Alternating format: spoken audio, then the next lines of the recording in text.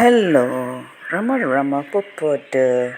Hope all are in good health, feeling great, wonderful, having a happy and peaceful life. Now let's continue with the next story.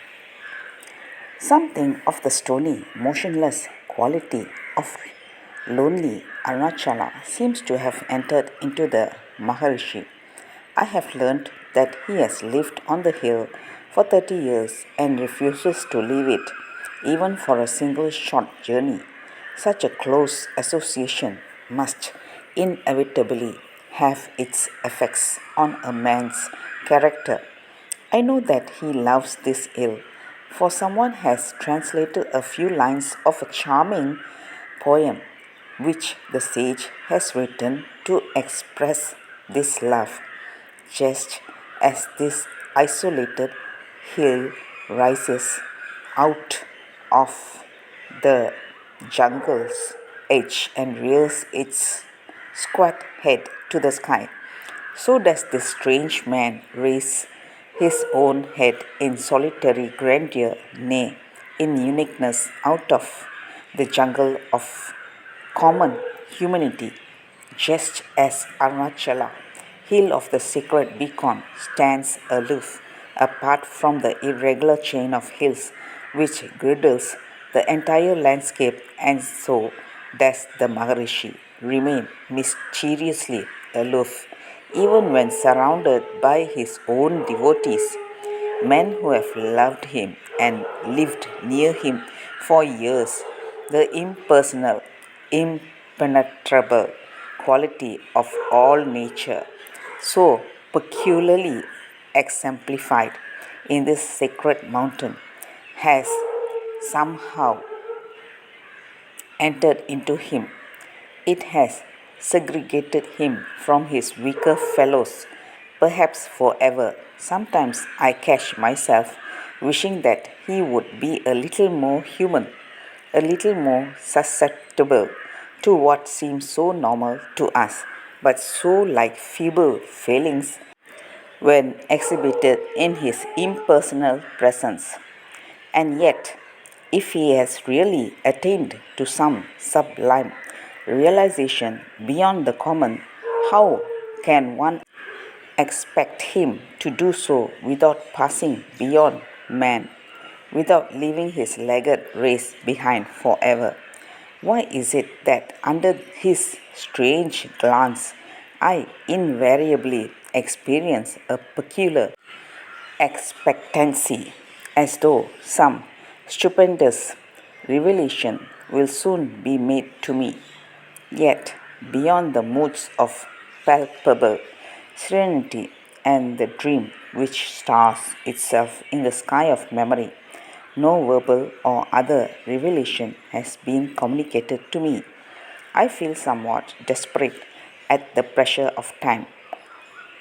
Almost a fortnight gone, and only a single talk that means anything.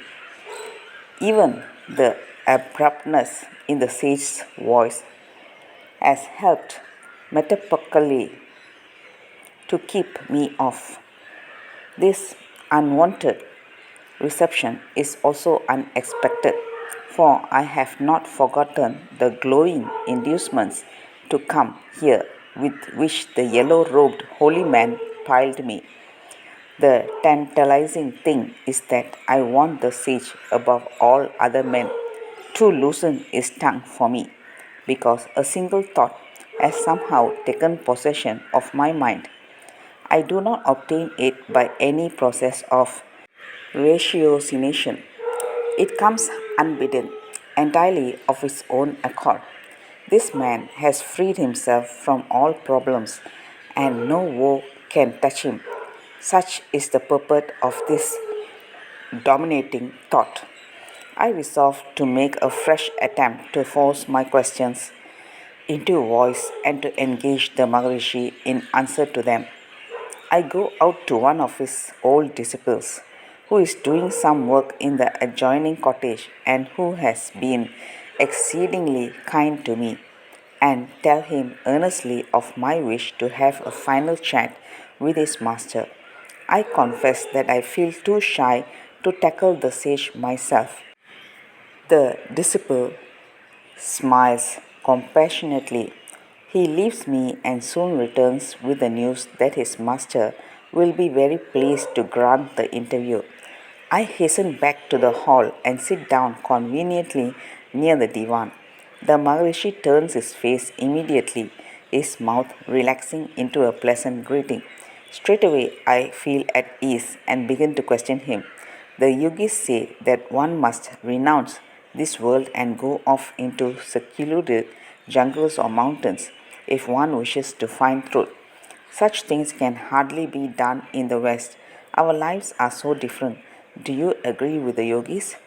The Maharishi turns to a Brahmin disciple of courtly countenance. The latter translates his answer to me. The life of action need not be renounced. If you will meditate for an hour or two every day, you can then carry on with your duties. If you meditate in the right manner, then the current of mind induced will continue to flow even in the midst of your work. It is as though there were two ways of expressing the same idea. The same line which you take in meditation will be expressed in your activities. What will be the result of doing that? As you go on, you will find that your attitude towards people, events, and objects will gradually change. Your actions will tend to follow your meditations of their own accord. Let's continue in the next chapter. Thank you. Bye bye. Rama Rama Popote.